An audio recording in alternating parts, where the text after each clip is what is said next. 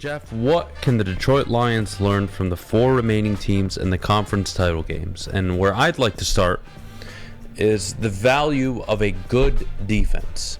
And not just a good defense, but a defense that's built around your young core of first and second round draft picks. You look at the Niners, perfect example. You look at the Eagles, perfect example. The Bengals, a perfect example. And even the Chiefs, to an extent, a perfect example. Now, they've had a lot of retooling going on. They got rid of Hill, acquired a ton of picks. They've brought in some young guys. Isaiah Pacheco's been really good. Yep. And then defensively, they've really had to overhaul that defense. It's not as good as it was when Mahomes first showed up, but it's still respectable.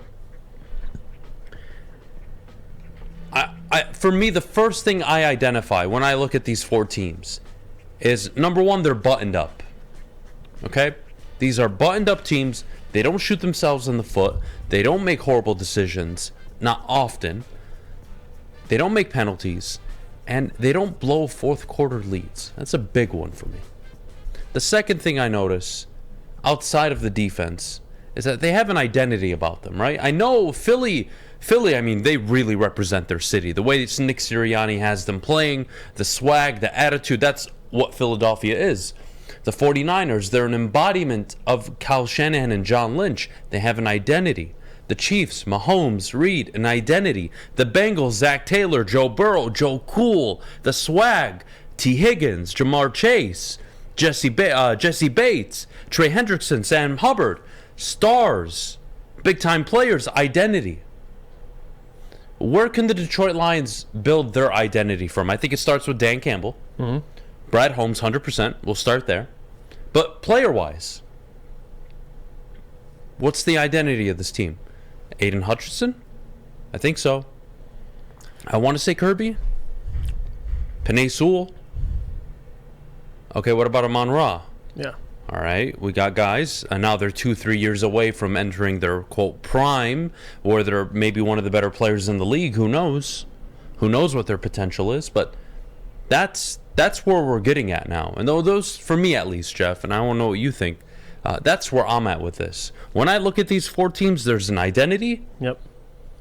They're consistent, and it's built through their players, but it's a vision built also from the top with their coach, with their GM. You look at the way the Kansas City Chiefs operate, hell of an organization. You look at the Niners, hell of an organization. You look at the Bengals. Shockingly, the Bengals have figured it out. Now, do I think a lot of that is Joe Burrow? I do, but beyond the point, Zach Taylor deserves a ton of credit. The GM has done well. He's drafted well, spent money well. You go to the Eagles with Nick Sirianni. The Eagles, they wanted their GM fired a few years ago. Howie Roseman. Now look, they're back in the NFC title game again. Number 1 seed, winning a playoff game, winning the division. One of the best rosters in football. They have an identity. And is your identity biting kneecaps? I think that's all a mirage. I think you're a smart football team. I think you're a physical football team.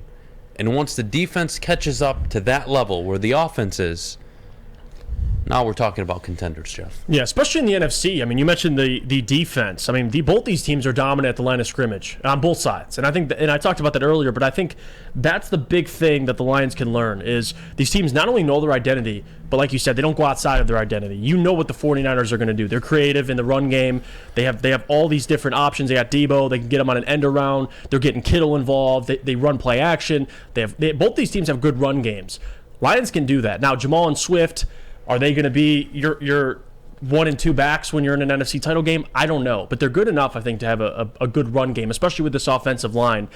And I think that's where it starts as well. As good as you could talk about the defensive line for both these teams, it also starts on the other side. Dan Campbell, you look at the coaching in the NFC. Kyle Shanahan, Nick Sirianni, both high-level offensive coaches. You assume Dan Campbell can get to that point. But to be able to run the football is the number one thing, right? The 49ers, Christian McCaffrey, Elijah Mitchell, the Eagles, Miles Sanders. I mean, they're getting Kenneth Gainwell involved. Like, that offensive line, they're getting production. That's what the Lions can do, because you saw them, right, their identity. It was their identity in the last 2 seasons with Dan. Ben Johnson said this multiple times. It always starts. Our game plan starts in the run game. Now, they struggled late in the season to run the ball, which that's a problem, especially when you get to the postseason. But that's where the Lions can mimic, because that's why I'm going to mention it again. Brad Holmes and how he's building this team and building the foundation, I think, is the correct way to do it. He's seeing what these teams like the Eagles or the 49ers are doing and the depth they have on their offensive and defensive lines. That's the most important thing. Got to be able to get to the quarterback, you got to be able to protect the quarterback, and you got to be able to run the football efficiently. It is what it is. And you need a quarterback that takes care of the football. Brock Purdy, 4 interceptions on the year. Jalen Hurts, a couple interceptions on the year. Guys that take care of the football. I'm not going to call them game managers. Jalen Hurts isn't a game manager, but still, guys that can go outside of the offense, but guys that don't make mistakes. Can we get rid of that narrative that, What? Guys aren't going to throw interceptions? No, they are. It's ridiculous to me. But they take care of the football. Back in 2004, if you threw more than 350, 380 passes, that was considered a high-powered offense. Right. Quarterbacks today are throwing 550, 600 times even a season. They're playing one more game. They're getting more possessions. No shit, they're going to throw interceptions. It's just, can you avoid throwing them in the fourth quarter? Can you avoid throwing them when you're down a possession? When you're up one and you're trying to close the game out? Situationally, it matters. But like last year, Stafford leads the league in interceptions. Yeah, no problem. Wins the Super Bowl. But then you'll have a year like this where Dak and Josh Allen up there in interceptions lose. Not saying Josh was the sole reason, but he threw a big interception. Dak threw 2 big interceptions. Yeah, but we don't revere Dak as one of the best quarterbacks in the NFL. No, but I'm just saying interceptions, and of they course, can't affect they always kill you. Right. I'm not saying turnovers are the worst. You want to avoid them as much as possible. But we need to stop acting like it doesn't happen. It's just part of the game. It's going to happen. Now, when it happens, really matters. Like Dak in the red zone, unacceptable. You can't do that. You had a chance to take the lead. You have a chance to really put pressure on San Francisco. You can't do that. Okay, that makes sense. But let's not act like you can't recover from turning the ball over or throwing an interception throughout the season. That's not how the NFL works today. Especially when you have the guy at quarterback. Right. Now, with Dak, with Kirk, even with Jared, difficult to overcome. What do you know? Jared Goff, over his last 11 games, 1 interception. They were 8-2 or 8-3, I believe, in the last 11. Oh, there you go. Check. Yeah. Makes sense. But when he was throwing those picks early in the year, he didn't have a defense that can go get the ball back. Well, that was also a part of it. It's easy to blame him because a lot of those were pick sixes, but come on. You couldn't force 1 punt against Seattle. You couldn't hold on to a fourth quarter lead against Minnesota. Yeah.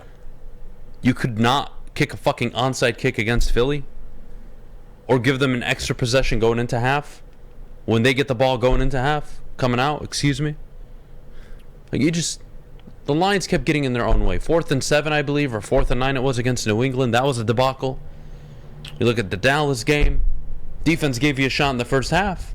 And then the offense. But the offense was injured, right? To be fair, they were really banged up. But you just couldn't get anything to go right. Even Miami, you just couldn't stay out of your own way. And then they figured it out. Right. And they really showed a lot of growth in the final 10, 11 weeks of the season. All right, here we go. Now we're talking. Do you agree too with Brad Holmes? The thing that separates him from previous Lions general managers is it feels like he knows what kind of identity he wants this football team to have, and he follows it up with the draft. Like if you look at, it seemed like previous Lions general managers, it was almost like, hey, I'm taking a player because I think he'll be a good player. It was never the reasoning behind taking the player. Like I feel like with Brad, double up on the defensive line. You took Penei Sewell. This year, you take Aiden. You take another defensive lineman. You take another one late in the draft. Like Brad recognizes the type of identity, the type of attitude he wants a team to play with. And you got Dan who fits the mold for the coach you want to lead these guys.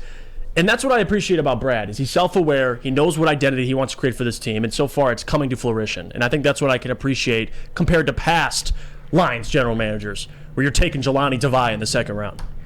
All right, it's a breath of fresh air. What else can you take away from these 4 teams that the Lions can learn something from, right? I'm not saying they're going to be able to have their Fred Warner or Nick Bosa. Hopefully a Nick Bosa you can have an Aiden Hutchinson. But the point is, look, some things aren't realistic, right? I can't learn to have Joe Burrow. I can't learn to have Mahomes, right? That's just unfeasible. It's just not realistic at all, right? Okay? So what can you take away from these 4 teams, how they're built? I brought up identity. What do you see? Or what else, I should say, what else do you see that you can pull something here from Philly and something here from Kansas City, right? Because you got the offensive mind, right? You got the creativeness. You've got the offense.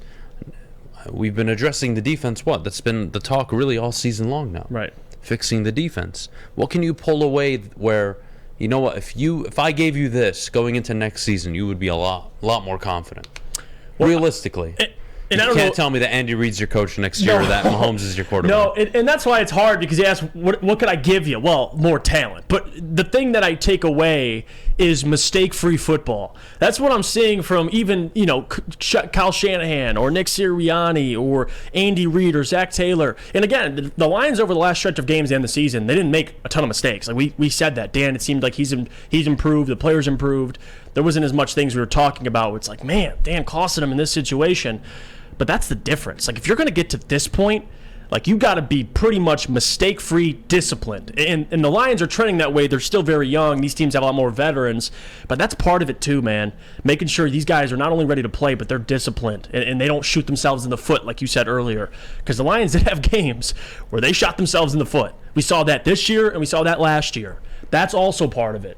You can have all the talent in the world, but if you shoot yourself in the foot, usually doesn't end well for you. So that's the part of it too I took away, is coaching, how much it matters, especially offensively. And we'll see what his as in Dan Campbell, what his ceiling is as a coach.